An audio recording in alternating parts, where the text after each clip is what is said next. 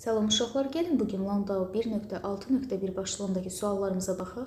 Başlayaq birinci sualımızdan. Nə deyir bizə? Deyir ki, düz xəttlə hərəkət edən cismin koordinatının zamana asılı qrafiki verilmişdir. Cismin kütləsi 5 kiloqram olarsa, onun impulsunun modulunu hesablayın. Uşaqlar, gördüyünüz kimi məsələnin şərtində bizə verib kütlə. Kütlə ilə olan impuls düsturu nə idi? P bərabər idi mv. İndi bir digər tərəfdən baxıram ki, məndən impuls istəyir. Kütləni verib, əvvəlcə sürət naməlumunu tapaq ki, ondan sonra gəlib impulsu tapa bilək. Sürəti necə tapırıq uşaqlar? Baxırıq ki, yenə bizə nə verib? Koordinat zaman qrafiki. Sürətin koordinatda zamanla olan düsturu var idimi? Əlbəttə ki, var idi. Biz bilirik hansı düsturu idi? X çıxılsın, x0 bölünsün t. Ordinatda toxunan nöqtə həmişə bizim başlanğıcımızdır uşaqlar, həmişə. Sonu olacaq 12, başlanğıcı 36, zaman isə 8. Onda buradan tapdıq ki, sürətimiz nəyə bərabər imiş? Mənfi 3 metr böl saniyə. İndi gələk impulsu hesablayaq. Kütləni vermişdi 5 kiloqram. Sürəti tapdıq mənfi 3. Cavab eləyəcək mənfi 15, amma modulu dediyi üçün ümumiyyətlə biz mənfini nəzərə almırıq. Ona görə nə deyək? 15 kiloqram vur metr bölünsün saniyə. Onu da bizə C variantında qeyd edin. İndi gəlin baxaq ikinci sualımıza. İkinci sualda nə deyir bizə?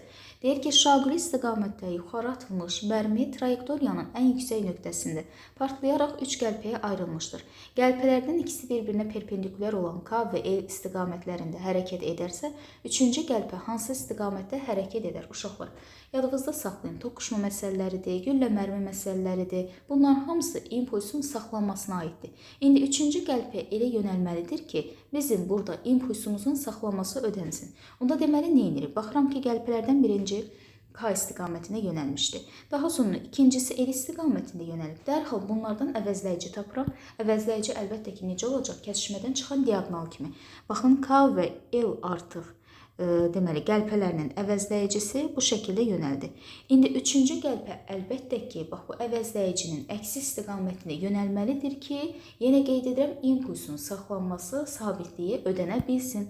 Bunda deməli, əksi istiqamətinə yönələndə gördüyünüz kimi hansına gəlib uyğun çıxır? Üçüncüyə. Ona görə burada cavabımız nə olacaq elə? A variantı. İndi gəlin üçüncü sualımıza baxaq. Üçüncü sualda nə deyir bizim üçün? Deyir ki, Euler-Venn diaqramına uyğun bəndləri müəyyən edin. Cismin impulsu verilib, bir də qüvvə impulsu verilib.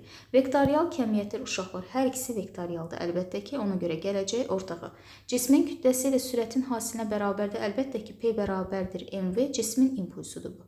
Daha sonra qüvvə ilə onun təsir müddətinin hasilə bərabərdir. Təbii ki, qüvvə impulsu yaxud impuls dəyişməsi ft, yəni bu aid olacaq ikinciyə. Çevrə üzrə bərabər sürətli hərəkətdə çevrəyə toxunan istiqamətdə yönəlir. Təbii ki, impuls və sürət əks xarakterə malik kəmiyyətdir. Ona görə elə cismin impulsu çevrəyə toxunan istiqamətdə yönəlir. Qüvvə impulsu adından da görüldüyü kimi gördüyünüz kimi burada qüvvə var. Çevrə üzrə hərəkətdə qüvvə necə yönəlir? Çevrənin mərkəzinə. Təbii ki, qüvvə impulsu da çevrənin mərkəzinə doğru yönələcək. Onda 5 də gəldi ikinciyə. Deməli, 1-ə 2, 4, daha sonra ikinciyə 3, 5, 3-ə də 1, onu da yenə bizə hansı variantda qeyd edib?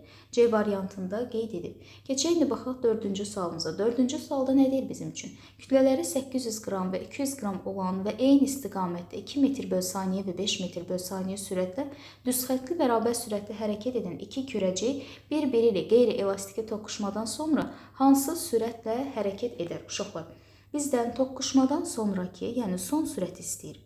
V son bərabərdir, uşaqlar. Əlbəttə ki, P bərabərdir, mv-dən tapacam. İndi 2 və daha artıq cism olanda əlbəttə ki, nə yaradır? Sistem. Ona görə V son bərabərdir. P sistem bölünsün M sistem. Uşaqlar, sistemin impulsunu biz bilirik ki, eyni istiqamətdə olanda necə tapırdıq? Toplayaraq tapırdıq. Çünki məsələn şərhi görürsünüz, nə deyir bizə? Deyir ki, eyni istiqamətdə hərəkət edir. Onda olacaq M1, V1. Plus M2, V2.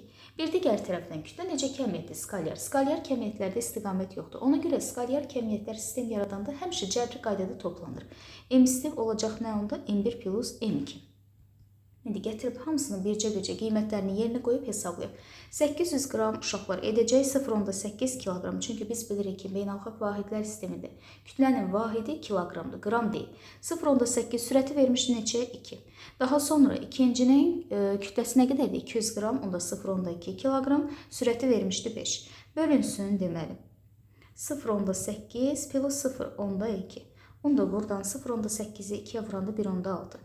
0,2-ni 5-ə vuranda 1 bölünsün 1. Tapdıq ki, elə onda son sürətimiz nəyə bərabər imiş? 2,6 metr bölünsün saniyəyə bərabər imiş. İndi baxaq sonuncu sualımız 5-ci suala nə deyir bizim üçün burada uşaqlar?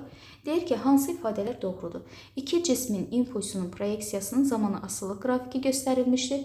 İndi uşaqlar biz demişdik ki, VT qrafikindən yadınızdadsa ilk dərsimizdə bunu vurğulamışdıq.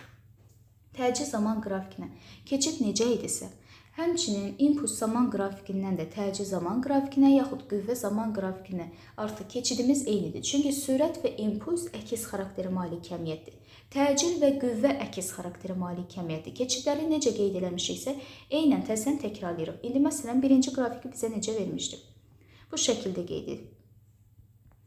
Uşaqlar, biz qaydada nə demişdik? Demişdik ki, qrafikin istiqaməti, həmçinin yanında bunun baxın, gəlin V-də yazın, fərqi yoxdur, eyni şeydir. Sürətin, impulsun, qrafikinin istiqaməti aşağı doğru yönəlirsə, baxın buradakı kimi. Qüvvə həmişə təcil nə olacaq? Zaman oxundan aşağıda sabit. Baxın, bu şəkildə zaman oxundan aşağıda sabitdir. İndi bu bizim birinci qrafikimiz idi. Keçdik eyni qaydada ikinci qrafikimizə. İkinci qrafikdə isə gördüyünüz kimi impulsun zaman asılı qrafikini bu şəkildə qeyd edib bizim üçün. İndi baxıram, qrafikin istiqaməti necədir? Yuxarı doğru uşaqlar. Və dedim axı, əgər qrafikin istiqaməti aşağıdırsa, təcil zaman oxunan aşağıda sabit olur. Əgər yuxarıdırsa, təcil zaman, daha doğrusu təcil zaman deyirəm, bağışlayın, təcil qüvvə həmişə zaman oxunan yuxarıda nə olacaq? Sabit olacaq. İndi deməli onda gəlin uyğunluğumuzu təyin edək. Birinci cismə X oxu istiqamətə yönələn qüvvə təsir edir. Xeyr, gördüyünüz kimi birinci cisim üçün artıq biz keçiddən istifadə edəndə necə aldıq? Zaman oxundan aşağıda sabitlik qrafiki. Ona görə X oxunun əksi istiqamətində yönələn qüvvə təsir edəcək birinci cismə. O da harda verilib bizə? Üçüncü ifadədə. İkinci cismə təsir edən qüvvə X oxu istiqamətində yönəlib. Baxaq görə onu da bizə harda verib? Elə 2 doğru variantımızdır. Birinci cisim X oxu istiqamətində hərəkət edir. Çünki gördüyünüz kimi zaman oxundan yuxarıdadır. İkinci cisim isə X oxunun əksi istiqamətində hərəkət edir. İndi birinci cisim X oxu istiqamətində hərəkət edir. Doğrudur. Qeyd etdim. İkinci cisim X oxunun əksi hərəkət edir. X oxu istiqamətində yox. Çünki zaman oxundan yuxarı X oxu istiqamətdir. Zaman oxundan aşağı X oxunun əksidir uşaqlar.